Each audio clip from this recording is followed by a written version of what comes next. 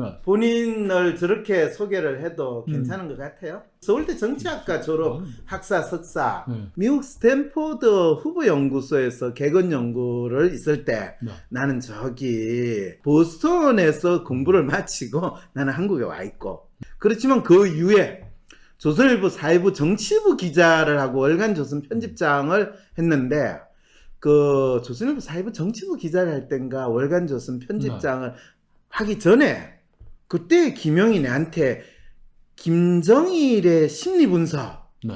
혹시 내한테 물어봤다는 거 그때 기억하시죠? 굉장히 긴 기사를 썼죠. 김정일이 핵무기를 만들 마음이 있는지 없는지 그 사람의 연설문을 보고 애청을 했잖아요. 이 사람은 무슨 짓을 했더라도 핵무기를 개발할 거고, 이 사람의 마음속에는 핵무기만 개발하기만 하면 북조선이 가지고 있는 모든 문제는 다 해결이 된다. 라는 그 일념으로 지금 이 핵무기 개발에 매달리고 있다. 그게 맞습니다. 그때 핵심이었거든요. 결론을 내리셨죠. 그 정확한 분석입니다. 네. 네.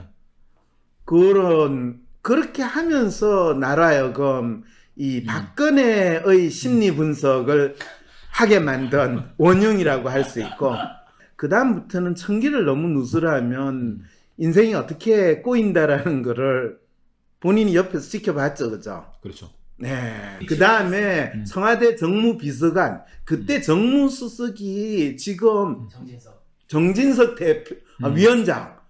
그러니까 이분은 잘 나가는 분들 하고 옆에 주로 놀지 내하고는 안 놀았다는 거 여러분 아시겠죠? 그 다음에 이제 국회의장 비서실장, 그 다음 국회 운영위원장 비서실장, 국회 부의장 비서실장까지 하고 잘 나갈 때는 안 나오는데 지금 이제 백수가 되고 나서 이렇게 이제 다시 옛날 친구를 찾아서 온 방송이 오늘 방송이에요, 여러분. 지금까지 야당에서는 없는 죄를 있는 것으로 만드는 수사가 정의가 될 수는 없습니다. 검찰과 대장동 일당이 짜 맞춘 진술과 정황이 진실이 될 수는 없습니다라며 이재명 대표에 대한 검찰 수사에 맞서야 한다는 주장을 하고 있다고 합니다. 이재명 대표가 실제로 검찰 수사를 받게 되더라도 현재 입장을 계속 고수할 수 있을까요? 이 질문은 고수해야지. 뭘 고수할 수 있을까요? 좀 잔인한 이야기인데, 네. 그 검찰 그 포토라인에 이제 구속되기 전에 이제 구속 조부심 받으러 가는 분들이 그렇죠. 한번 쓰죠. 저의 무죄를 끝까지 소명하고 오겠습니다. 그리고 소명하고 나오는 분들이 없더라고. 그냥 다 구속이 되니까. 왜요? 어떤 분들은 나오시던데. 네, 자, 그 다음에요. 또 대선까지만 해도 이재명 대표 지지자들은 대장동 의혹과 상관없이 계속 이재명 대표를 지지해왔습니다. 앞으로 수사가 어떻게 진행되냐에 따라 지지자들도 입장이 달라질 수 있을까요? 뉴스 기사의 댓글들을 보니 지지자가 아닌 일반 국민들은 벌써 이재명 대표에게 싸늘한 반응을 보내는 것 같습니다. 일반 국민들이 이재명 씨한테 싸늘한 반응을 보인다라고 이야기하면서 여론조사하면 사실 50% 이상 이재명이 뭔가 구린 데가 있고 죄가 있으니까 뭐 검찰이 저러겠지, 없는 죄를 만들어내겠냐라는 게 대부분의 지금 대부분이라 해봤자 50%에서 60% 정도 되는 국민들의 마음이에요. 거기에 대해서는 아니 사실 정확히 하면 이재명 씨를 지지한 국민들은 49.3%잖아요. 그러니까 이 이재명 씨를 여전히 한 50%는 죄가 없다. 이 검찰이 문제가 있다는데 지금 국민들의 마음은 이재명 씨가 죄가 없다고 하기보다는 사실 또 이재명 씨가 떨어졌으니까 떨어져서 뭐 그제까지 합하면 60% 70% 싸늘한 반응을 보이는 건 너무나 당연한 거 아니에요? 그렇죠. 그 대통령 선거에서 그 후보들이 받은 표가 그 사람이었기 때문에 과연 준 거냐. 그렇죠. 정당에 대한 지지도가 있는 거고. 그렇죠. 그 우리 여론조사 해보면은 스펙트럼을 정치 스펙트 따져보면 한 30에서 35 강한 보수 30에서 35의 진보 그 중간에 한 30% 정도의 중간 중도층이 있는 거니까 그 이재명 씨에 대한 사법 처리와 지난번 대선에 지지했던 거는 뭐 아무 상관관계가 없는 이야기인 거죠. 근데 옛날에는 사실 그 선거가 끝나고 나서 이 낙선한 야당 후보에 대해서 잡아넣겠다고 이 권력을 잡은 쪽에서 난리를 치면 국민들이 저건 당연히 정치 단합이다, 야당 단합이다라고 너무나 당연하게 생각을 했는데 이번에 이재명 씨 건에 대해서는 이재명을 지지하는 마음이 있는 분들조차 또는 민주당을 지지하는 입장이 있는 사람들조차 그거에 대해서 별로 그렇게까지 뭐 야당 탄압이라고 생각하는 사람들은 좀 작겠죠. 네, 왜 그런 것 네. 같아요. 나도 좀 그런 느낌을 가진 그런 마음을 가진 사람이라서 난 내 마음도 내가 한번 파악을 해보려고 그러는데 뭐 야당 탄압, 뭐 여당이 뭐 이쪽 저쪽 다 뭐 그냥 마음에 안 드는 마음 때문에 그런 건지 어쨌든 야당 탄압이라는 게 별로 그렇게 썩 설득력이 없는 것 같은데 왜 민주당에서는 그걸 야당 탄압이라는 걸로 가지고 넘어가려고 하는 것 같으세요? 지금 못 넘어가고 있죠, 야당이. 못 넘어가고 있어요? 그런 야당 탄압이고 이게 아까 말씀하셨듯이 그 대통령 선거 떨어졌으니까 떨어지니까 만들어진 죄다. 라는 사람들이 50에서 60에 간다면 야당이 지금 장애투쟁으로 나가겠죠. 근데 장애투쟁으로 나갈 거다. 어저께 윤석열 대통령 퇴진 촉구 집회에 그렇죠. 민주당 의원이 뭐 6명인가 7명이 네, 지금 맞아요. 김영배인가 뭐 그 사람까지 합치면 7명 된다는데 네.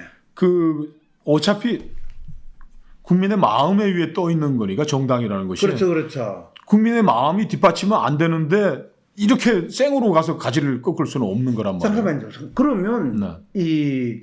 어제 그 나름대로 이윤석열 대통령 퇴진 집회가 있었다고 그러는데 거기에 경찰 추산으로는 25,000명, 주최자 추산으로는 25만 명이래요. 네. 곧 100만 되겠네. 그렇죠. 네. 그런데 이런 게 진짜 야당 탄압이라는 증거 또는 그 마음을 반영한다면 다음 주에 또 주말에 집회를 할 거 아니에요. 네.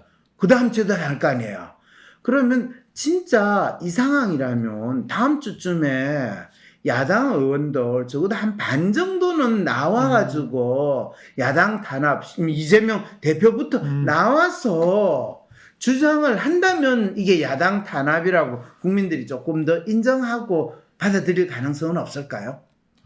그건 뭐 봐야 되겠지만 지금 민주당이 빠르게 그 전환을 못하고 뭐 국정조사로 뭐 이태원 뭐 진실을 규명하자라는 정도의 공세에서 한 발도 못 나가고 지금 있는 거 아닙니까? 그렇죠. 국정조사라는 것도 뭐 24일 날 본회의에서 강행 처리할 수도 있겠으나 네. 그게 또 뭐 국민들이 수사권도 없는 뭐 국정조사에서 도대체 뭘 알려고 하냐 정도의 반응을 보이니까 민주당이 지금 이제 웅크리고 있는 거죠. 어디로 취할 것인지. 그러니까 그게 참 신기한 게 민주당에서도 아니 민주연구원 부원장이 구속되는 상황이 벌어지고 지금 누구나 다 알다시피 당대표를 잡아넣겠다고 지금 그 수족들을 잡아넣은 상황이잖아요. 이쯤 되면 그냥 이거는 야당 탄압이다 이래가지고 바로 다음 주 토요일 날 국민 대회 저항 운동을 하자. 어차피 지금 윤석열 대통령 퇴진 이 집회도 하니까 너무 좋은 지금 팬데. 이게 민주당이 이제 우리 황교수님 같은 훌륭한 심리학자들 몇 불러서 지금 국민들의 마음을 읽으려고 애를 쓰겠죠. 그렇겠죠. 도대체 국민들이 이거를 나한테는 연락 안 했어요. 괜히 뭐라고 그러지 말아요. 좀 그걸 어떻게 판단하느냐에 따라서 민주당이 어떻게 이재명 씨와 민주당이 어떻게 움직여 보면 뭐 정확할 겁니다. 아 그래요? 그런데 너무 재미있게도 이런 이재명 측근 김용하고 정진상 구속에 대한 기사의 댓글이 바로 상당히 국민들의 마음을 있는 그대로 잘 나타내는 댓글 두 개를 한번 읽어봐요. 너가 말하는 진실이 도대체 뭐냐? 대장동 비리와 관련 없다고? 코미디 아냐? 측근들은 구속되거나 진술 앞두고 극단적 선택도 했는데 너 혼자 해볼 쭉 실룩실룩거리며 오리발이나 내밀고 능청 떠는 게 네가 말하는 진실이라는 거냐? 한때는 최측근 여행도 함께 다닌 사람을 불리하면 모른다 시침이 떼고 뒤로는 회유 협박이나 해대고 자신에게 불리한 진술한다고 망상증 환자를 만드는 이중성 파렴치한 행동들이 너의 진실인 거냐? 거짓말쟁이 세금도둑 욕쟁이 소년공 출신 부패한 선출직 공무원. 그게 바로 너의 진실이다. 이거는 이제 근데 이분이 이제 이재명 대표를 되게 이제 미워하시는 분인 것 같은데. 그렇죠, 그렇죠. 저걸 보면서 우리 국민들이 인간 이재명에 대해 너무 많이 하는 거예요. 그 경선, 민주당도 경선을 치열하게 했고, 대선도 또 치열하게 하면서 이분이 해온 것들 소년공 출신 이런 것들 네. 잘 알기 어려운 거잖아요. 그리고 망상증 여행 환자를 한계라는 사람은 만든다고. 분량을 모르고 망상증 환자로 만든 건 형님하고 가족들 이런 얘기 같은데 이 얘기들이 너무 많이 인구의 회사가 돼가지고 우리 국민들이 이재명 씨에 대한 부정적인 그 정보들이 너무 많이 입력이 돼 있는 겁니다. 난 이 댓글 반응 다신 분은 진짜 이재명 대표를 싫어하는구나 싶어서 이재명 대표를 아끼는 마음으로 댓글 단 것도 내가 봤거든요. 이게 이재명 그 당 대표에 대한 이제 사법 처리 같은 게 큰 한국의 정치적 사건이 될 텐데 본인이 또 입장을 또 정리할 수도 있고 당 의원들이 이제 그 선택을 할 수도 있고 그렇게 되겠죠. 인생은 허무한 것이요. 구름처럼 왔다가 구름처럼 흩어지는 것이요. 권력욕을 내려놓으세요. 살아계신 형수께 사죄하고 돌아가신 형님 산소 찾아 사죄하고 자살한 주위 4분 가족분들 찾아가 사죄하세요. 그리고 나서 대표 사퇴와 정계 은퇴 선언을 하시고 스스로 검찰청에 수사받으러 가세요. 그게 이 대표가 여생을 그나마 편안히 보내는 길이요. 내 말을 명심하시오. 붙잡으면 붙잡을수록 이 대표는 불행해져요. 들어보니까 왜 웃으세요? 참 그분도 이야기. 너무 많이 알고 있고 과연 이재명 대표가 어떤 선택을 할지 지금 참 많이 안다라는 게 재밌는 게요. 이재명 대표가 일국의 대통령 후보로 나온 정치인이잖아요. 네. 그죠?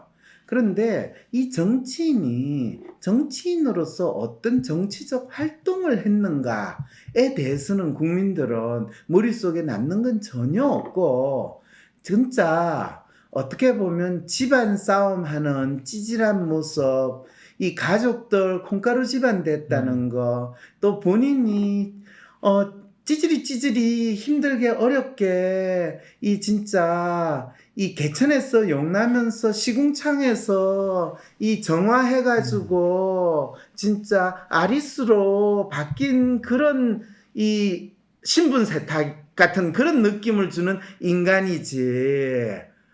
뭔가 존경할 만한 많은 사람들이 이 사람을 우리의 대통령이든 우리나라를 대표하는 사람으로서 할 수는 없다라는 마음으로 이 정치인을 보고 있는 마음을 느끼게 되거든요, 저는. 황 교수님 말씀을 들으면 참 자꾸 슬퍼지는데 저도 그래 슬퍼요. 제가 케냐에 이제 공무 출장을 다녀온 적이 있습니다. 다녀왔는데 케냐에서 제가 직사 대접을 받았어요. 케냐 대통령도 만나고 케냐 총리도 만나고. 나갔네. 근데 왜 저를 직사 대접을 했느냐? 그 케냐 대통령이 우후루 케냐타라고 조모 케냐타라는 케냐 독립한 초대 박근혜 대통령 같은 사람이에요. 이 양반이 국제 형사 재판소에서 기소를 당해가지고 외국을 못 나가. 외국을 나갈 수가 없네요. 유엔 회원국은 그 사람 나오면 다 잡아야 돼.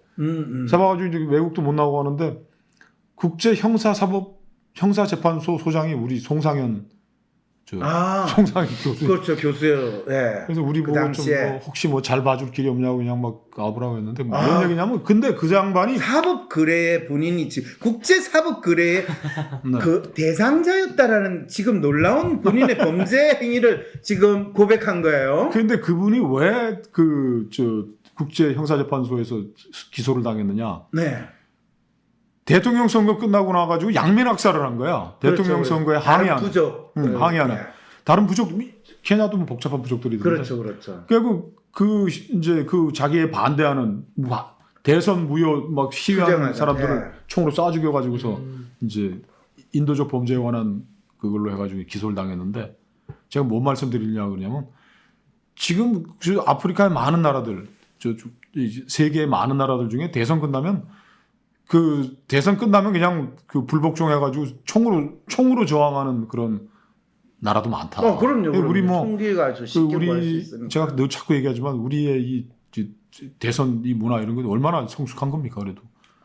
총으로 안 쏘고 이 검찰 칼날로 그냥 구속시키는 그런 문화라서 아니 그래도 뭐 평화적인 정권 교체들이 계속 이어지고 있고 평화적인 정권 교체 그 정도만 하지만 해도. 여전한 정치 보복 그렇지만 그거는 진보된 거다 아프리카에 비해서는 아니요. 뭐 그리고 뭐 정치 근데- 정치 보복이라 하기보다는 그렇죠 좀 뭐 사법 아니, 근데 프로세스에 뭐- 올라와 있는 걸 아니, 정치 보복을 정치 보복이라 이야기하는데 안타까운 거는 어떤 정치인이 정치 보복은 받을 수 있어요. 뭐 이 정치판이 싸움판이니까 지는 놈이 나쁜 놈이지. 전쟁터니까 그 싸움판이 전쟁터니까. 전쟁터니까. 그런데 그럴 때도 항상 저 사람을 위해서 우리가 지켜줘야 된다.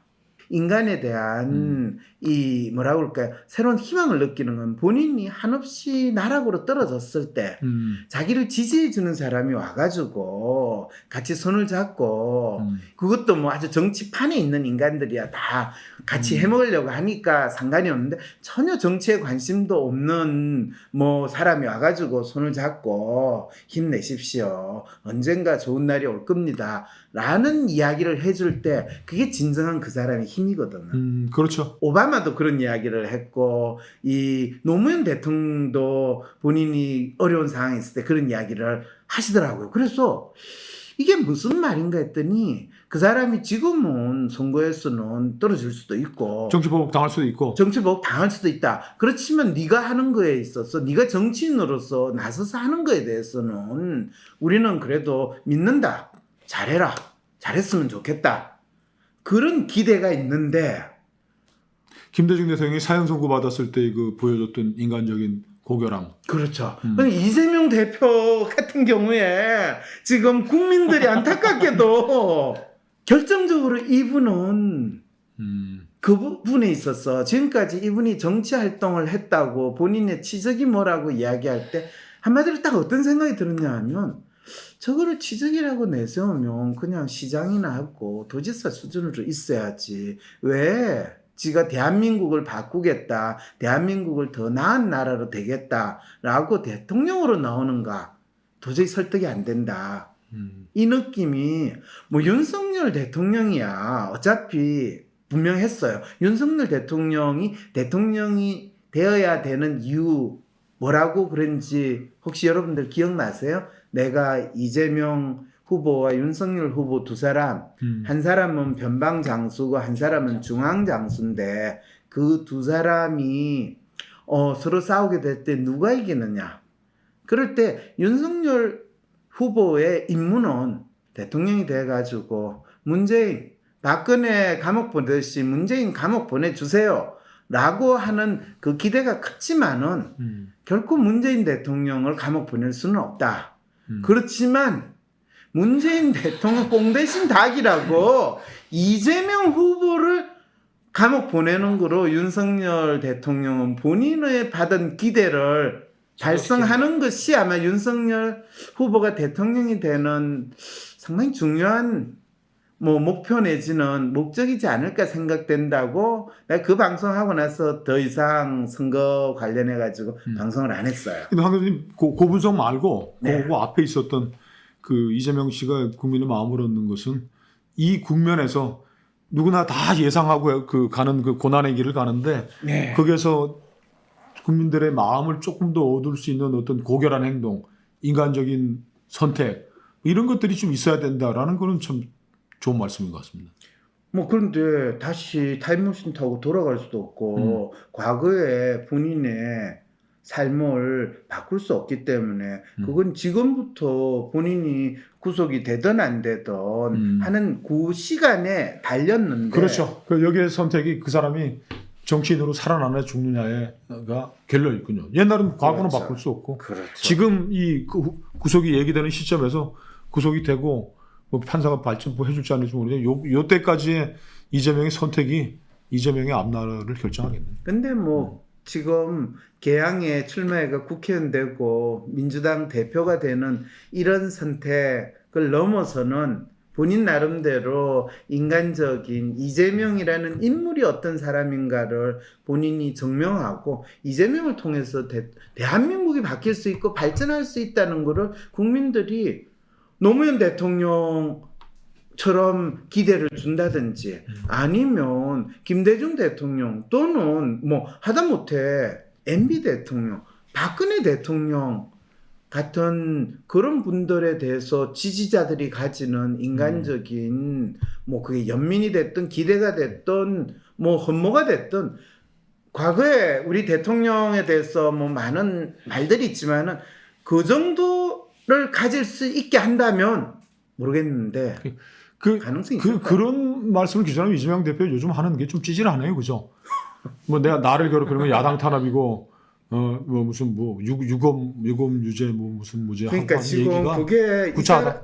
이 구차하다, 사람이 그죠? 진짜 결국에 성남시장이나 기껏해봤자 경기도지사 수준에 결코 넘었으면 안 되는 사람인데 어쩌다가 이 나라에 후보가 없어가지고 유력 대통령 후보까지 갔을까라고 통탄해서 그래서 무상연애 같은 거 하면 안 돼요. 네. 자, 다음에 또 우리 이재명 대표가 어떻게 될지 여러분 관심을 가지고 이분이 또는 황골 탈퇴 아니면 피닉스 원심일치라고 들어보신지 모르겠습니다. 여러분 내가 원하는 것에 대한 강한 믿음을 가지고 살아야지만 그것이 이루어진다라는 아주 중요한 사자성어인데 계속 우리 정치권에 있는 분들의 여러 가지 말들을 좀 더 살펴보는 시사 정답 이거를 그렇습니다. 정답. 관심 가지고 지켜봐 주시기 바랍니다. 오늘 나와주셔서 감사합니다. 네, 감사합니다. 네. 황심소 구독, 좋아요.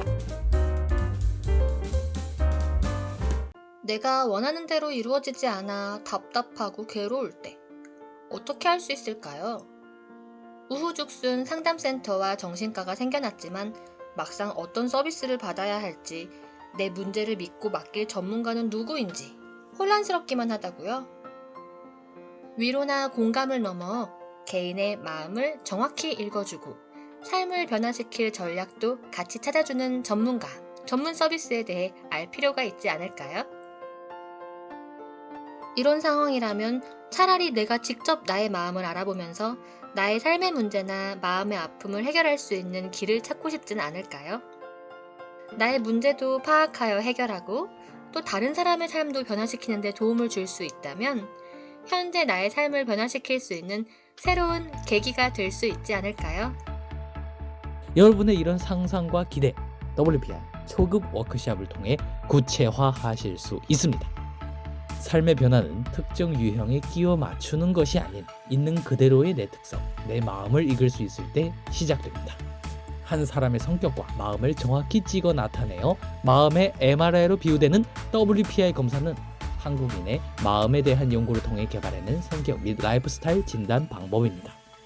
셜록 황이란 닉네임으로 유명한 대한민국 대표 심리학자, 한국인의 심리를 연구한 황상민 박사님의 직강으로 WPI 검사 결과를 해석하는 방법을 통해 자신의 마음을 알고 문제를 스스로 해결하는 능력뿐 아니라 주변 사람들의 마음을 읽어주는 WPI 상담가로 발전할 수 있는 시간. 당신이 상상하는 완전히 새로운 세상. 이제 WPI 초급과정 워크숍에 참여함으로써 여러분의 삶을 바꿀 수 있는 새로운 기회를 찾을 수 있습니다. 온라인 교육 시대에 새롭게 바뀌어진 WPI 초급과정. 온라인 원격 교육으로 누구나 쉽게 참여할 수 있습니다. 신청하세요. WPI 초급과정 워크숍.